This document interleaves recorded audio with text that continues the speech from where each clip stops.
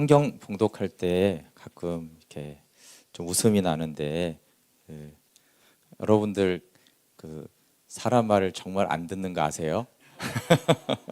네, 그러니까 저희가 이제 주로 교독을 하잖아요. 근데 앞에 분이 나오셔서 제가 봉독하겠습니다. 이렇게 해도 습관을 따라 그냥 하세요. 네, 그래서 그냥 앞에서 뭐라고 하든지 그냥 내 생각대로 하는 거죠. 그냥.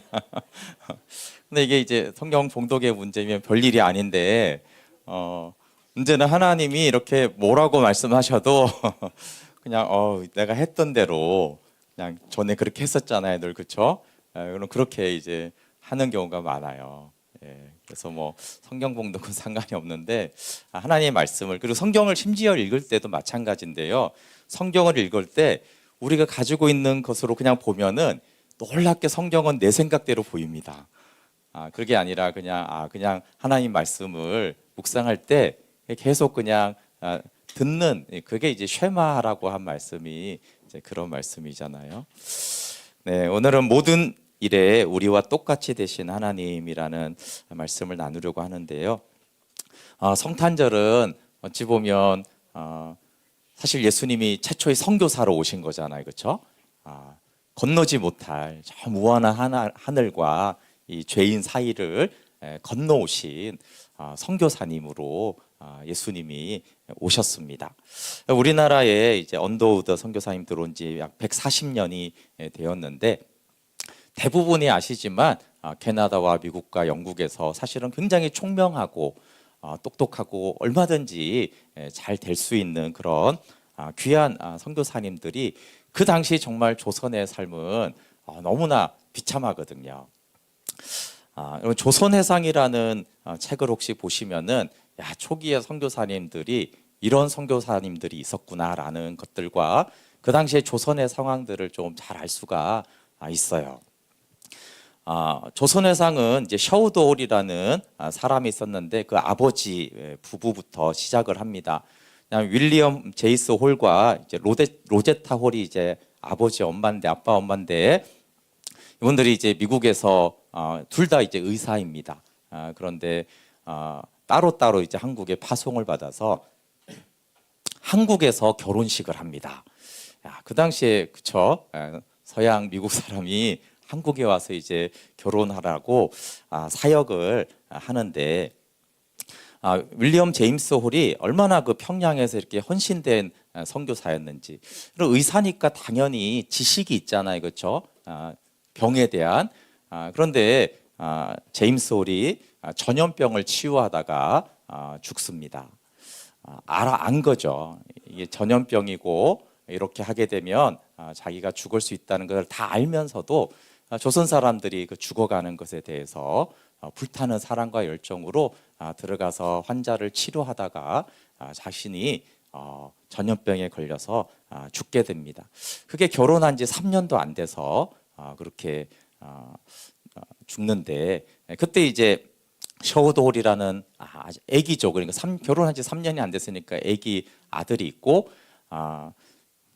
로제타 홀에게는 딸아이를 임신 중이었어요. 그러니까 이제 딸아이가 임신하고 아기가 이제 남자아이가, 아기가 어린데 남편이 이제 미국에서 죽은 게 아니라 조선 땅에서 죽은 거예요. 그런 조선 땅에서 뭐 대표적인 것 중에 하나가 이 로제타 홀이 여성들 사역을 엄청 많이 했는데, 그 당시 조선에 대해서 표현할 때만 너무 비참하고 너무 불쌍하고 흑암 가운데 정말 사는 거예요. 예를 들면은 그냥 그 당시 여자들은 16세 이전에 한 번도 얼굴을 본 적이 없는 남자한테 시집가서 애를 낳고 모든 삶을 바쳐서 살아야 됐던 거예요. 그게 그냥 단편적으로 그냥 이 한국 조선의 삶이었어요. 그러니까 그런 이제 한국에서 있다가 너무나 이제 충격적이고 힘드니까 미국으로 다시 돌아가는데, 얼마 안 돼서 이제 로제타 홀의 아버지가 돌아가십니다. 그래서 장례를 치르고, 그리고 다시 놀랍게도 한국에 다시 옵니다. 어린 아기와 아들과 딸을 데리고, 그 딸이 이제 한 3년 좀 지나서 다시 한국에서 들어와서 다시 사역을 하는데, 근데 이 딸이 4살 때 안타깝게도 또 전염병으로 딸이 죽습니다. 그래서 제가 그 책을 읽을 때 이 부분에 굉장히 그 리얼하게 나와요. 정말 눈물이 나더라고요. 야, 왜 이 잘난 의사 부부가 이 한국 땅에 와가지고 남편을 이제 양화진에 묻었거든요. 다시 갔다가 또 어린애들을 아기 둘을 데리고 또 와가지고, 그래서 또 그 딸 때문에 막 짧게 얘기하지만 너무 행복하고 그 딸이 얼마나 사랑스럽고 총명하고 이런 게 이제 나오잖아요. 여러분 영화를 생각해 보세요. 정말 그런 아이거든요. 그런 아이가 이제 또 전염병으로 또 죽어요. 그래서 그 아이를 또 이제 양화진에 가시면 선교사님들의 무덤도 있지만 특별히 그 아기들의 무덤들이 있잖아요. 그렇죠? 예. 한국이기 때문에 치료받지 못해서 죽어갔던 그 아이들이 그곳에 또 묻습니다. 그리고 이 로제타올이 돌아가지 않고 죽을 때까지 이 조선을 사랑하고 섬기다가 양화진에 묻힙니다. 그래서 이 로제타올이 평양의 어머니라고 그렇게 불렸어요. 그럼 이 로제타올이 한 일, 물론 그때는 이제 조그만 거였지만 그것들이 전신이 돼서 지금 있는 것이 이대 의대병원, 고려의대 전신인 경성여자의학전문학원, 인천기독병원, 인천간호보건전문대학이 다 이 로제타올이 시작한 일들 때문에 일어난 거예요. 그리고 뭐 이 로제타올이 그 의료 그 최초의 이제 여사 의사를 배출하고 또 이제 시각 장애 학교를 이제 처음 열어 가지고 이 교육과 구제와 의사 이런 쪽에 로제타올이 끼친 영향이 굉장히 커요. 그래서 평생을 이제 조선을 사랑하다가 헌신하다가 다시 양화진에 묻힙니다. 근데 이제 그때 이제 셔우드홀 아들이 하나 있었잖아요. 이제 아들이 이제 미국에서 또 공부해서 또 의사가 됐어요. 그리고 셔우드홀이 다시 한국에 들어옵니다. 그래서 뭐 요즘도 결핵이 좀 무서운데 과거에는 결핵이 엄청나게 그 무서운 병이었거든요. 나라 전체를 힘들게 하는 그런 병이었기 때문에 결핵 퇴치에 결정적으로 이 셔우드홀이 우리나라에 큰 영향을 끼치고 오늘이 크리스마스잖아요. 그래서 요즘 아이들은 모르는데 크리스마스 실이라는 게 있어요. 이게 셔우드홀이 이제 결핵 퇴치를 위해서 이렇게 판매를 했던 것들인데 그리고 이 셔우드홀도 그 모든 가족과 함께 양화진에 묻힙니다. 근데 이 셔우드홀이 부모님 다 그렇게 하시고 조선을 사랑하다가 하고 그 아들도 평생을 결핵 퇴치를 위해서 투혼하다가 양화진에 묻혔는데 그 아들이 이렇게 말을 했어요. 나는 아직도 나는 한국을 사랑합니다. 이렇게. 그렇게 부모님부터 그렇게까지 다 드리고 바치고도 여전히 나는 사랑한다라고 하면서 하여튼 그 책을 읽으면 얼마나 구구절절. 그래서 왜 이 사람들은 굳이 조선을 그렇잖아요.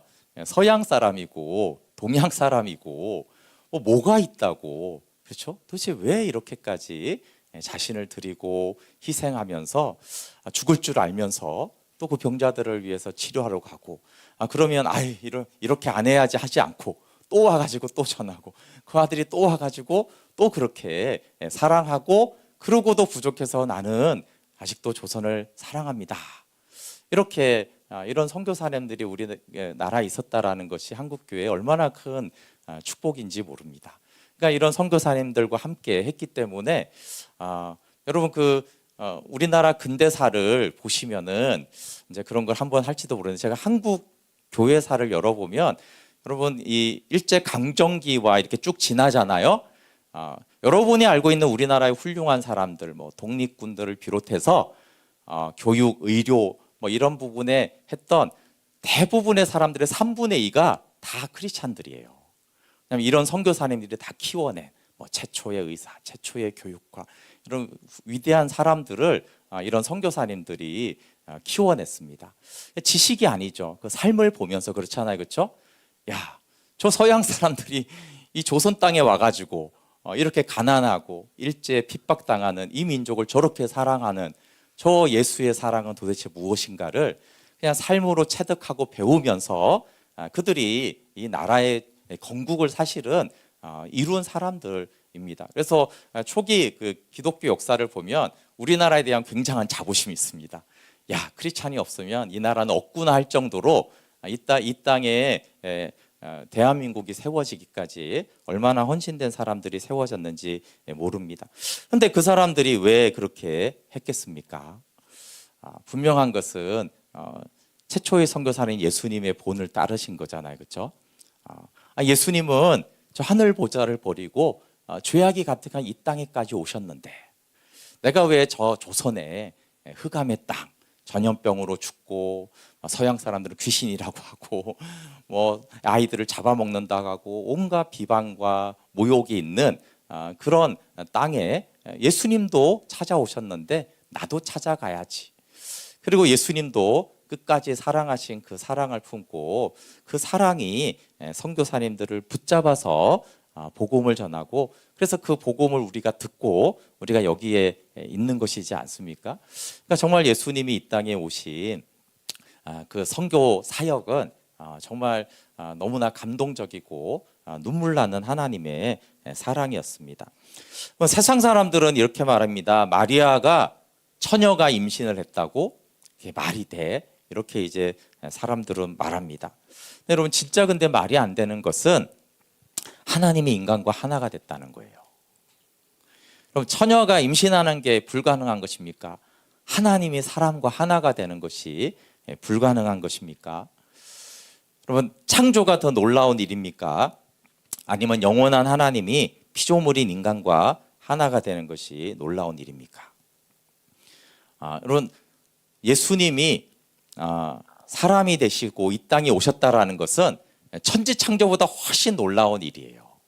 아니 하나님이 창조하는 것이 그 어려운 일이 아니지만 어떻게 하나님이 사람이 되시고 하나님이 사람하고 하나가 될 수 있냔 말이에요. 이거야말로 말이 안 되는 일이죠. 그럼 세포 하나짜리 배 안에 타락하지 않은 인간의 DNA와 하나님의 DNA가 함께 있습니다. 하나님은 영이셔서 보이지 않는데 이 물질 세계에서 보이는 하나님으로 눈에 보이는 분이 되셨습니다. 그러면 하나님이 사람이 되셨다라는 것이 무슨 뜻이겠습니까? 잘 생각해 보세요. 하나님이 사람과 하나가 되었다라는 것은 무슨 뜻이냐면 사람도 하나님과 하나가 될 수 있다라는 거예요. 중요합니다. 하나님이 사람과 하나가 되셨다라면 그러면 어떤 가능성이 열렸냐면 그러면 사람도 하나님과 하나가 될 수 있는 거예요. 그래서 하나님이 사람과 하나가 되신 것이 예수님의 탄생과 성육신이라면 그래서 그러니까 그것을 통해서 사람이 하나님과 하나가 된 것이 우리가 예수 그리스도를 영접함으로 하나님과 하나가 된 거예요. 만약에 하나님이 사람이 되시지 않았다라면 사람이 어떻게 하나님이 되겠어요? 그분이 그 문을 여셨기 때문에 우리가 예수님을 믿어서 하나님과 하나가 되는 것입니다. 그래서 우리는 하나님의 생명과 사람의 생명을 함께 가지는 자가 되었어요. 근데 그 전에 무슨 사건이 있었다고요? 우리가 찬송하잖아요. 예수님은 참 신과 참 사람이 되시려고 오신 거예요. 그렇죠? 먼저 예수님은 완전한 하나님이시면서 완전한 사람이세요.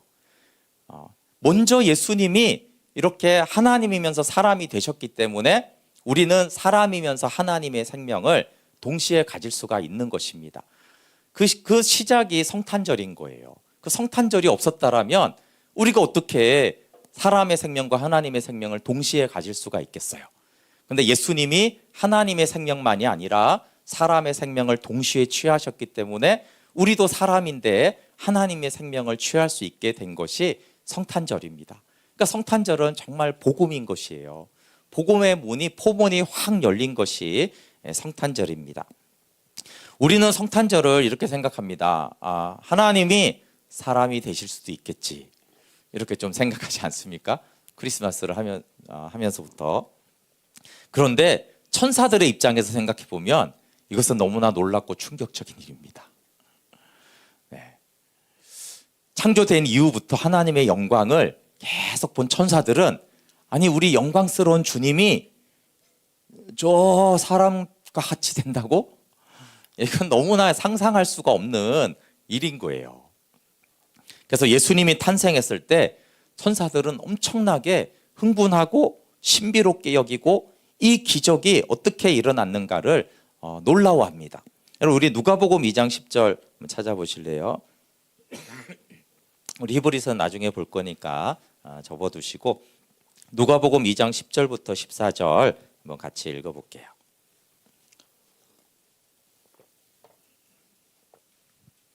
누가복음 2장 10절부터 14절 찾았으면 읽어볼게요. 시작. 천사가 이르되 무서워하지 말라. 보라 내가 온 백성에게 미칠 큰 기쁨의 좋은 소식을 너희에게 전하노라. 오늘 다윗의 동네에 너희를 위하여 구주가 나셨으니 곧 그리스도 주시니라. 너희가 가서 강보에 쌓여 구유에 뉘어 있는 아기를 보리니 이것이 너희에게 표적이니라 하더라.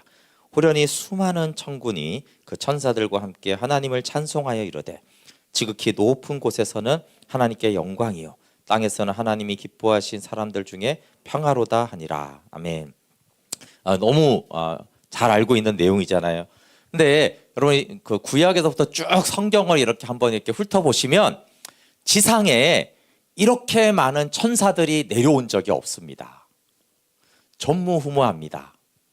왜냐하면 천사가 하나만 와도 18만 명 정도는 그냥 하룻밤에 쓸어버릴 수가 있는데 천사들이 수많은 천사들이 지상에 올 일이 뭐가 있겠어요. 그렇지 않습니까? 근데 제가 확신하기는 이때 하늘에 있는 모든 천사들이 한 명도 남기지 않고 다 지상에 내려왔을 거예요. 왜요? 아니 지금 하나님이 왕이 행차하신 거잖아요. 그러니까 천사들은 모든 천사들이 이 땅에 내려와서 하나님을 막 찬양하는 거예요. 오늘 우리가 알듯이 베들레헴의 그 밤에는 여기 목동들한테 지금 나타난 거잖아요. 그렇죠? 이 세상은 너무 조용해. 무슨 사건이 일어났는지 아무도 몰라. 그래서 예수님은 마구간에서 나귀 구유에 누이셨잖아요. 그렇죠? 근데 이 세상은 이렇게 조용한데 영적인 세계에서는 가장 초유의 사태가 일어난 거예요. 이렇게 어마어마한 천사들이 이 지상에 내려와 가지고 막 하나님을 찬양하는 일은 전에도 없었고 후에도 없어요. 계시록에는 있습니다. 그거는 하늘에서 그렇죠? 하나님을 새새토록 찬양하는 것은 있지만 이 땅에서 그렇게 찬양한 엄청난 영적인 사건이라고 말을 하는 것이에요. 그래서 인간이 생각하기에 좋은 소식은 돈, 건강, 성적, 합격, 경기 호황이지만 천사들이 그렇게 어마어마하게 많이 와가지고 하는 얘기가 뭐냐 하면 큰 기쁨의 좋은 소식이 있는데 곧 예수 그리스도가 나셨다라는 거예요. 예수 그리스도가 기쁜 소식이라는 것입니다. 우리 마태복음 1장 21절 한번 볼게요. 마태복음 1장 21절부터 23절. 예수님이 이 땅에 오신 이유가 이름으로 이제 계시를 하십니다. 마태복음 1장 21절부터 23절. 찾았으면 한번 같이 읽어볼게요. 시작. 아들을 낳으리니 이름을 예수라 하라. 이는 그가 자기 백성을 그들의 죄에서 구원할 자이심이라 하니라. 이 모든 일이 된 것은 주께서 선지자로 하신 말씀을 이루려 하심이니 이르시되 보라 처녀가 잉태하여 아들을 낳을 것이요 그의 이름은 임마누엘이라 하리라 하셨으니 이를 번역한즉 하나님이 우리와 함께 계시다 함이니라. 아멘. 여러분 여기에 예수님이 이제 탄생하는데 이름을 말합니다. 이름이라는 것은 그 본질을 말하는 것입니다. 예를 들어서 이 마이크를 우리가 마이크라고 이름을 칭했는데 마이크는 이제 소리를 키워주는 위해서 존재하잖아요. 그렇지 않습니까? 네, 우리가 이제 보면대, 뭐 강대상, 마이크대, 종이, 그러니까 그 우리가 이름에는 이 물건에 그 본질이 있는 거예요. 근데 만약에 그 본질을 상실하면 어떻게 되겠습니까? 이 마이크가 이제 소리를 못 내요. 확성을 못하면 이 마이크를 계속 여기 놔둘 이유는 없잖아요, 그렇죠? 아까워서 좀 놔뒀다가 언젠가 버리겠죠, 청소할 때. 그러니까 이름이라는 것은 그 어떤 사람이든 물체든 그 가장 본질적인 그 존재 이유를 말하는 거예요. 이 마이크가 소리를 크게 내지 않으면 얘가 이제 존재할 이유가 없어지게 되는 것입니다. 그래서 이제 이름은 굉장히 중요한데 예수님이 태어날 때 예수님의 이름을 말하는 거예요. 예수님의 이름을 말한다는 것은 예수님이 왜 이 땅에 오셨는지와 예수님은 왜 이 땅에 사람으로 오셨는지 그 존재 이유를 밝히는 거예요. 근데 이 짧은 본문에 이름이 두 개가 나옵니다. 첫 번째 이름이 뭐예요? 21절에 보면 이름을 예수라 하라는 거예요. 왜 예수라고 합니까? 그 뜻은 왜 예수라는 뜻이 뭐냐 하면 자기 백성을 그들의 죄에서 구원할 자라는 뜻이에요. 그냥 부르기 위한 이름이 아니고 자기 백성을 죄에서 구원할 자라는 뜻으로 예수라고 하라는 거예요. 그 두 번째 이름은 또 23절에 이름을 임마누엘, 그러면서 뜻을 말해주잖아요. 그렇죠? 왜 임마누엘이라고 하냐면 하나님이 우리와 함께 계시다는 거예요. 그러면 예수님이 왜 사람으로 오셨다고요? 존재 이유, 그 이름이 예수, 죄에서 구원할 자이며 우리와 함께 할 자로 오셨다는 거예요. 만약에 예수님이 우리를 죄에서 구원하지 않고 만약에 하나님이 우리와 함께 하지 않는다면 그분은 이 땅에 오실 이유가 없는 거예요. 이 땅에 사람으로 존재할 이유가 없는 것이죠.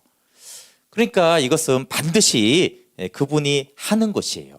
그래서 우리를 죄에서 구원할 능력과 우리와 함께 하는 것은 반드시 예수님이 하시는 일입니다.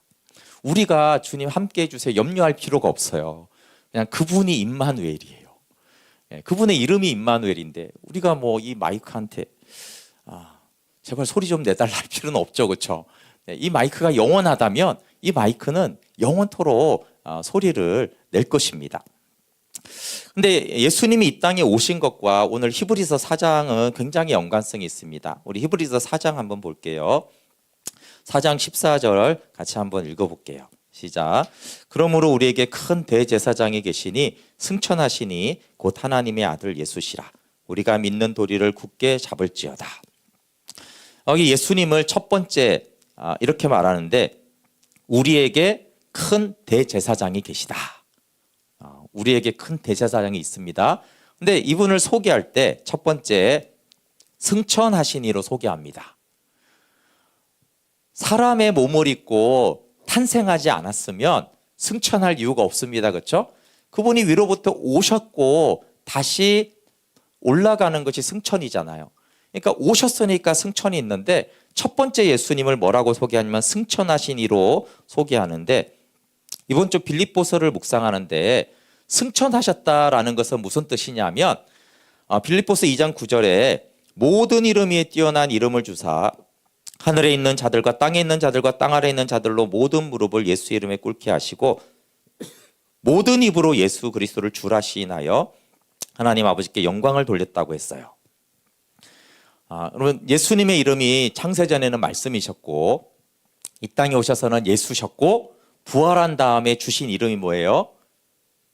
네, 주입니다. 주.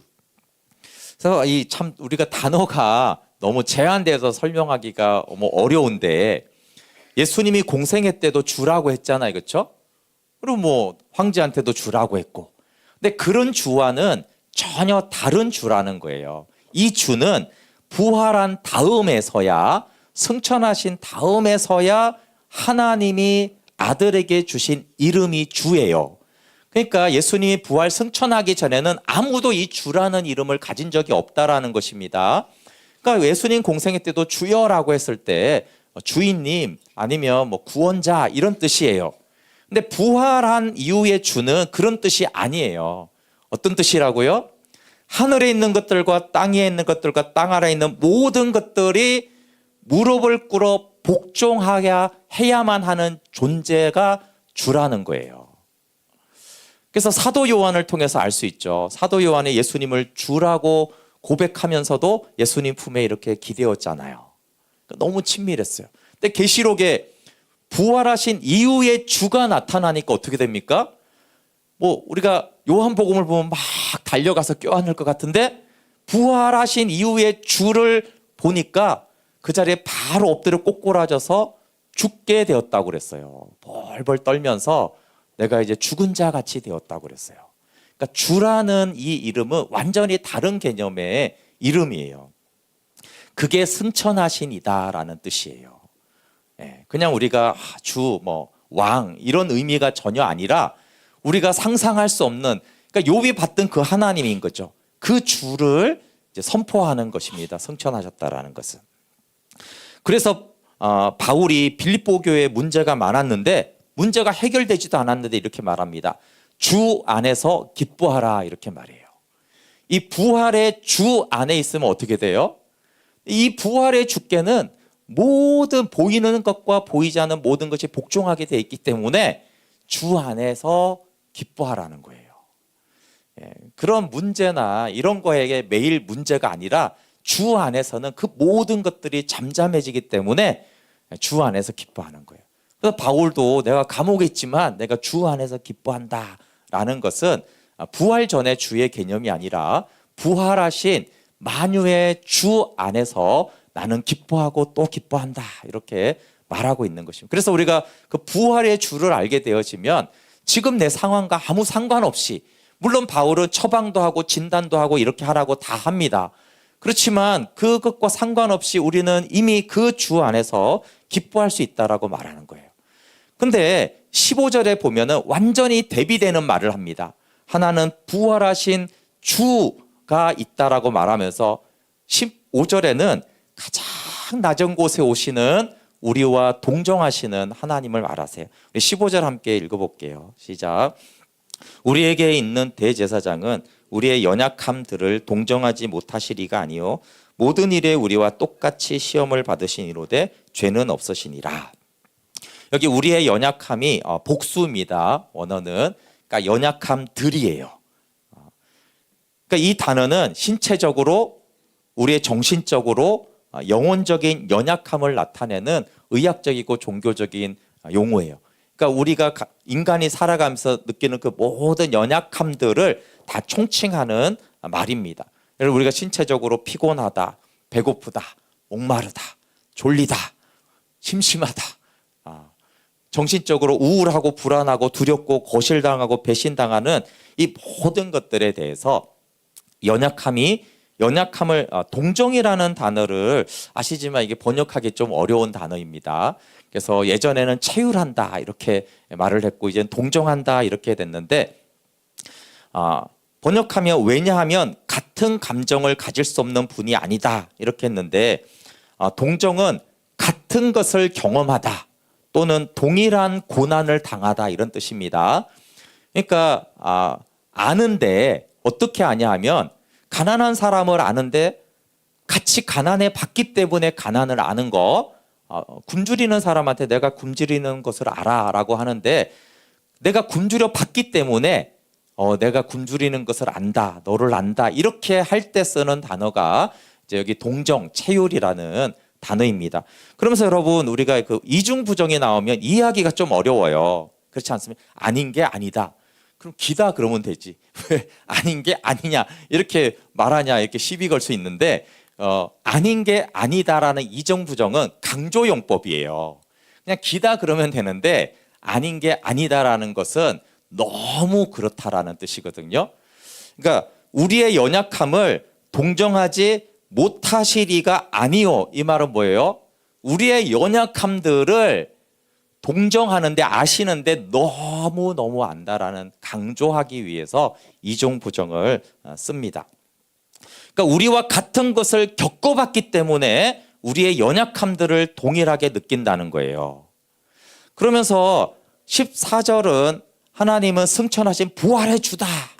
그리고 15절은 우리와 모든 연약함들을 다 똑같이 경험해 보셔서 우리를 아시는 분이다. 그리고 16절이 나오는 거예요. 그러므로라고 하면서 같이 읽어볼게요. 시작. 그러므로 우리는 긍휼하심을 받고 때를 따라 돕는 은혜를 얻기 위하여 은혜의 보좌 앞에 담대히 나아갈 것이니라. 그러므로 우리는 긍휼하심을 받습니다.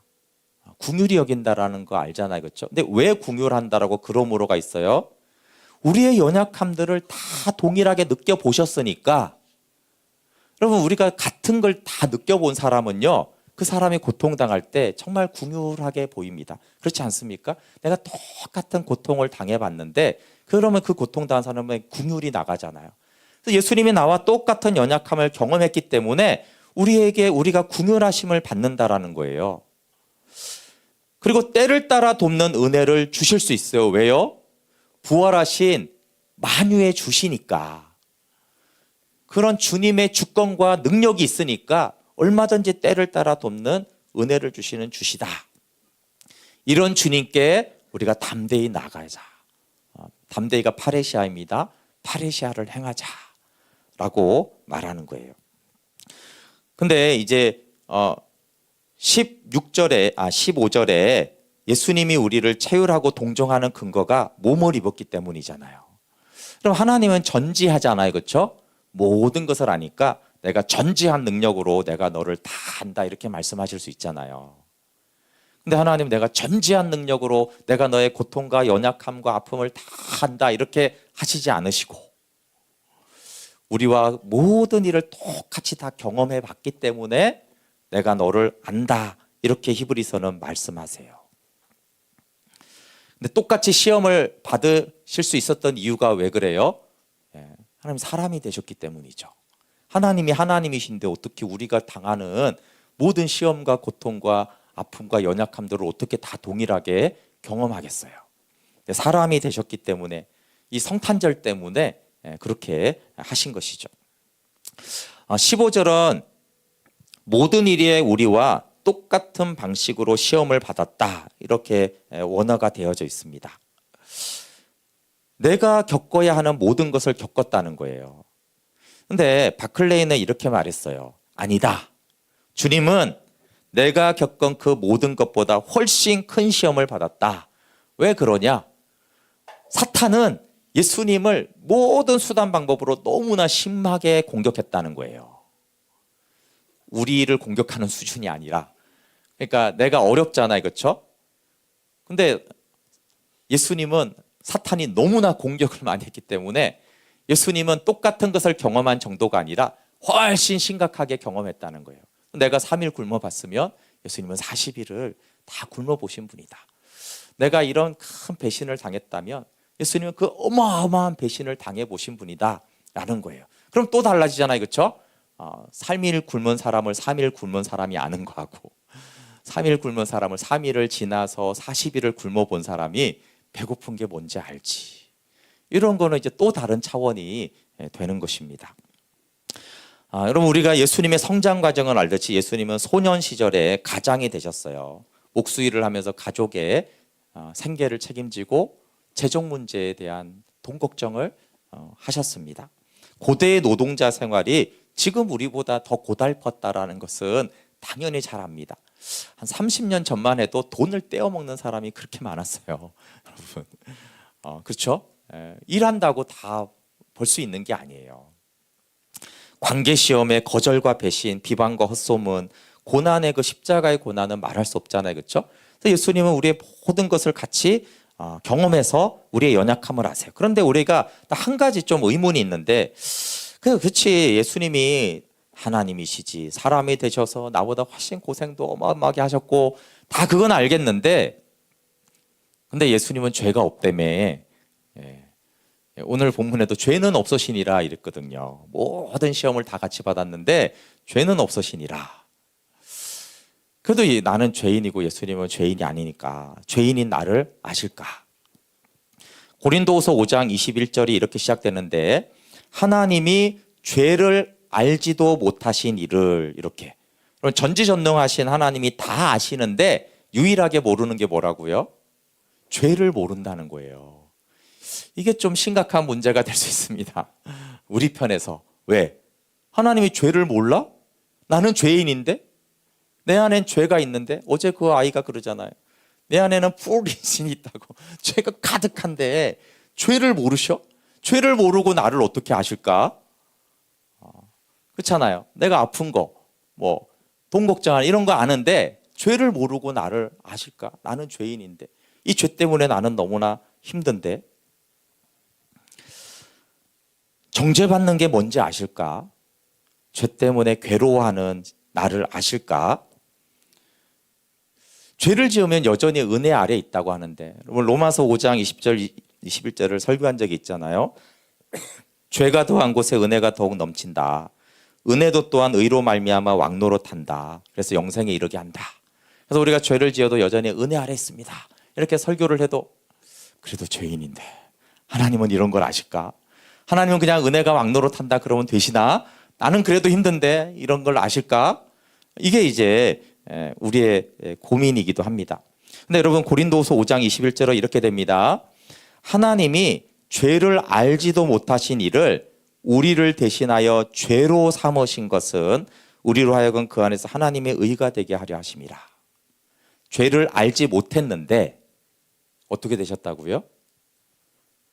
죄가 되셨다고 그러는 거예요. 죄가 되시면 죄를 알아요, 몰라요? 죄가 됐다라는 거는 죄인이 되셨다는 거잖아요. 근데 성경은 이런 표현을 쓰지는 않아요. 왜? 오해할까 봐 우리 같은 죄인인 줄. 그래서 성경은 죄가 되셨다라고 하지만 의미적으로 아니 인간이 죄가 되면 죄인인 것이잖아요. 그것도 이 세상의 모든 쓰레기 같은 죄를 다 가져가셨어요. 정가된 죄이긴 하지만 예수님은 인류의 모든 죄를 다 가져왔어요. 그러니까 어디까지 우리와 같은 경험을 하신 거예요? 죄인이 되는 것까지도 같이 경험을 하신 거예요. 죄인이 된다라는 것이 무슨 뜻인지, 죄를 가진다라는 것이 무슨 뜻인지를 예수님은 내 죄만 지금 가져간 게 아니라 모든 사람의 죄를 다 가져갔기 때문에 죄가 뭔지를 아세요. 나보다도 더 죄를 잘 아세요. 죄가 뭔지, 죄인이 된다라는 것이 무엇인지, 그 죄인이 얼마나 하나님 앞에서 비참하게 되는지. 그래서 결국 하나님이 버리시잖아요, 그렇죠? 그래서 나의 하나님 어찌하여 나를 버리시나이까? 죄인이 하나님께 어떤 거절을 당하시는지, 그 죄로 때문에 하나님과의 관계가 막힌다라는 것이 무엇인지를 예수님은 우리보다 훨씬 더 리얼하게 직접 경험을 하십니다. 그리고 우리한테 말하는 거예요. 죄인인 너를 안다, 내가. 네가 죄 때문에 얼마나 힘들어하는지 내가 안다.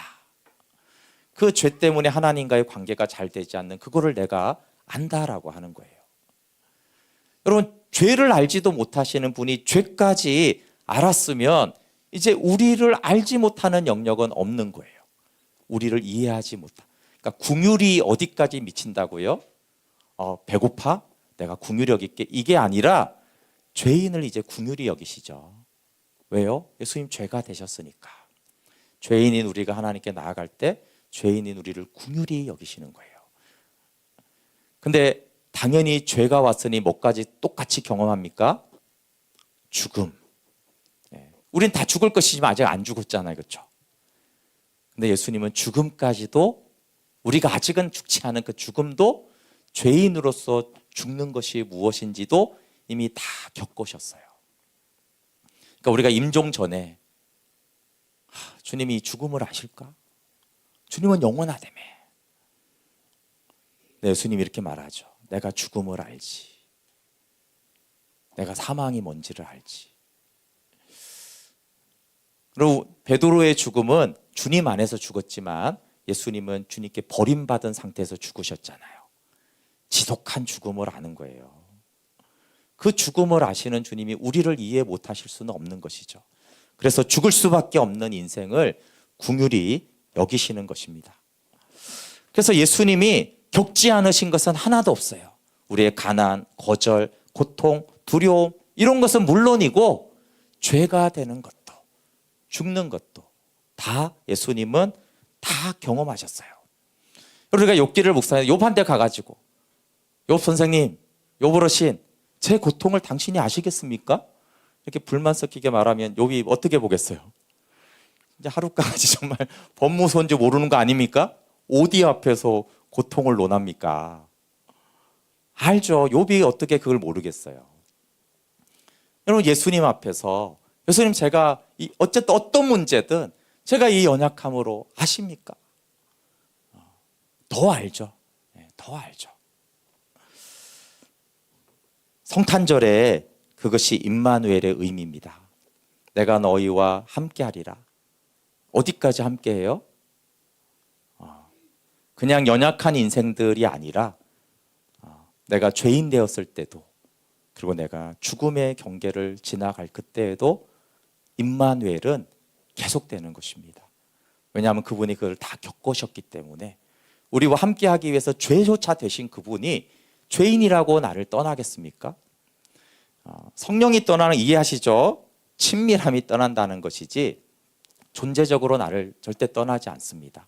왜냐하면 그분은 임마누엘이기 때문에, 죄가 되시기까지 임마누엘 하셨기 때문에 죄인 된 우리와도 함께 하시는 것입니다. 그 대제사장이 우리에게 있다라는 거예요. 얼마나 놀랍습니까? 한편으로는 우리가 상상할 수도 없는 부활의 주세요. 우리는 그 부활의 주가 어떤 의미인지도 모릅니다. 너무 크고 높고 광대하고 능력이 대단하시니까. 그런데 적어도 아는 거는 전지전능하다는 것 정도는 알잖아요. 그렇죠? 그 승천하신 부활의 주 앞에 돕지 못하고 해결하지 못할 건 없다라는 정도는 알잖아요. 그렇죠? 그런데 가끔 그런 거 있습니다, 여러분. 너무 능력이 많은 분이 나를 도와주면은 감사하긴 한데 좀 편하진 않습니다. 어떻게 생각하십니까? 네, 500조 가진 사람이 1000만을 도와주면 고맙긴 하잖아요. 네, 약간 그 부담스러운 거 이해 가세요? 저분은 나를 모르니까 이 말이에요. 500조, 태어날 때부터 500조 가진 사람이 나의 이 연체를 시달리는 이 마음을 아실까? 이렇게 생각할 때 감사하죠. 그렇죠? 그렇지만 약간 부담스러운 건 있습니다. 근데 예수님은 어마어마한 부활의 주이면서도요, 나의 고통과 약함과 시달림과 그 아픔들을 다 더 아셨다라는 거예요. 근데 생각해 보세요. 만약에 그런 분이 있어요. 그렇죠? 연체에 시달리는 게 뭔지를 너무나 극심하게 겪은 500조를 가진 부자가 있어요. 내가 도움 좀 받자고 왔는데 이 어마어마한 거부가 나를 너무 긍휼히 여기시는 거예요. 내 마음을 나보다 더 잘 알아. 내가 왜 그것 때문에 힘들어하고 시달리는지를 더 잘 알아요. 그래서 그분 앞에 왔는데 그분의 태도와 말투와 눈동자 속에 너무나 긍휼하심이 있는 거예요. 그 긍휼함이 함께 어마어마한 능력이 있는 거예요. 내가 가진 1000만 원의 문제는 그냥 아무것도 아닌 먼지처럼 여기는 그런 능력이 동시에 있는 분이세요. 그런 대제사장이 우리에게 있다라는 거예요. 왜요? 그분이 성육신 하셨기 때문에 그런 대제사장이 되신 것이죠. 하늘에만 계시면 너무나 높고 대단한 분은 되시지만 과연 내 연약함을 아실까? 나를 진짜 아시고 긍휼히 여기실까? 이 부분에 대해서 어려움이 있지만 그분은 부활의 주이시면서 나를 채울하시는 하나님이십니다. 그 하나님께 때를 따라 돕는 은혜를 입기 위하여 은혜의 보좌 앞에 담대히 나아가라고 하세요. 얼마나 큰 복입니까? 그렇죠?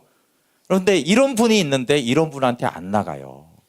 이런 분이 있는데 나는 힘든데 도움을 요청하지 않아요. 때를 따라 도와주겠다라는데. 우리 시편 121편 1, 2절 잘 알잖아요. 내가 산을 향하여 눈을 들리라. 나의 도움이 어디서 올까? 나의 도움은 천지를 지으신 여호와께서로다. 정말 그래서 크리스마스는 하나님의 사랑이십니다. 그분이 몸을 입고 오셨기 때문에 우리를 다 채울하시고 아세요. 경험으로 아시고, 그리고 그분은 승천하사 만유의 주가 되셨습니다. 우리 그분을 찬양하고, 그래서 우리에게 대제사장이 되신 이 성탄절을 기뻐하며 감사하면 좋겠습니다. 우리 찬양하고 함께 같이 기도할게요. 네, 임마누엘이라는 찬양을 하면서 그 임마누엘의 의미가 어디까지인지, 어디까지 나와 함께 하시는지 좀 깊이 묵상하고 믿음으로 받아들이면 좋겠습니다. 임마누엘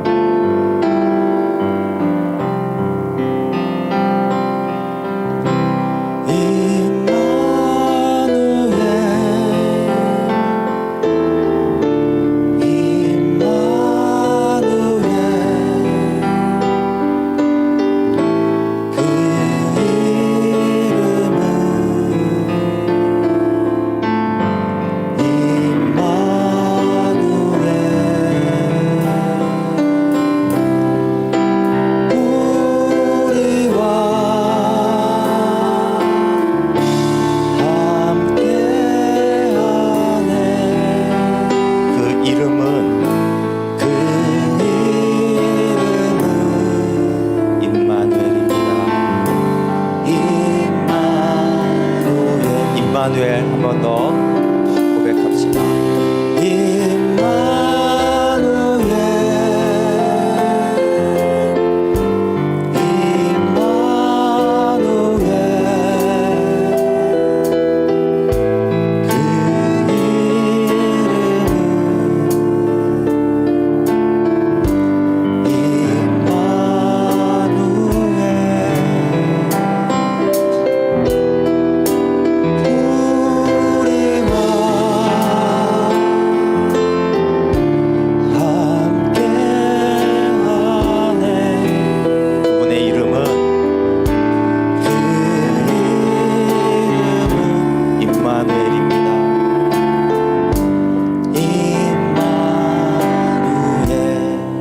기도하겠습니다. 여러분, 하나님이 우리와 함께 하는데 완전하고 거룩하고 전지전능한 하나님이 나와 함께 한다라면 그것만 있다면 우리는 어려울 수도 있습니다.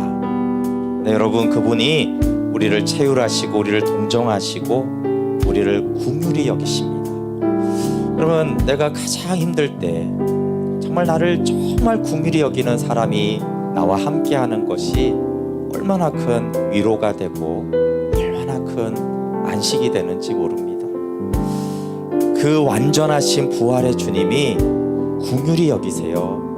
왜냐하면 내가 너의 연약함을 다 겪어봤으니까, 더 심하게 내가 다 겪어봐서 내가 너를 이해한다. 그리고 말씀하십니다. 근데 대부분 우리는 긍휼하기까지는 할 수 있지만 우리는 도울 힘과 능력이 없는 존재입니다. 근데 그분은 부활하셔서 만유의 주가 되신 분이세요. 내게 나와라. 이 은혜의 보좌로 나와서 때를 따라 돕는 은혜를, 도움을 받으라 말씀하십니다. 네, 주님, 나와 임마누엘로 함께 하시는 그 하나님 감사하고 성탄을 감사하며 그분을 사랑하고 그분께 나아가겠습니다. 주님만이 나의 도움이십니다. 우리 함께 같이 기도하겠습니다. 하나님, 정말 감사합니다. 이 성탄절이 그저 하나님이 사람과 하나가 되신만 해도 엄청난 은혜인데, 하나님, 거기까지가 아니라 죄가 되기까지 우리가 경험하는 인생의 그 모든 연약함들, 신체적인, 정신적인, 관계적인, 영적인, 하나님, 그 모든 연약함들을 다 친히 경험하시고 우리를 긍휼히 여기시면서 함께 하시고 우리를 돕기 위해서 부활의 주가 되시는 주님이십니다. 주님이 나와 함께 하십니다. 영원히 언제나 반드시 어디까지나 나와 함께 하십니다. 주님, 정죄당하지 않고 나와 함께 하시는 그분께 마음을 열고 그 은혜의 보좌 앞으로 날마다 나아가 적절한 도움을 받게 하여 주시옵소서.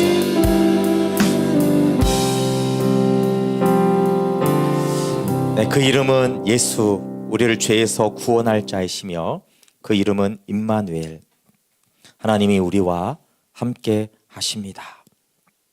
이 놀라운 은혜로 인하여서 우리는 이제 긍휼하심을 받고 때를 따라 도우시는 은혜의 보좌 앞에 나아갈 수 있게 되었습니다. 하나님, 성탄 때문에 몸을 입고 오셨기 때문에 우리에게 이런 큰 대제사장이 되신 주님을 찬양하고 감사합니다. 예수님의 이름으로 기도합니다. 아멘. 네, 오늘은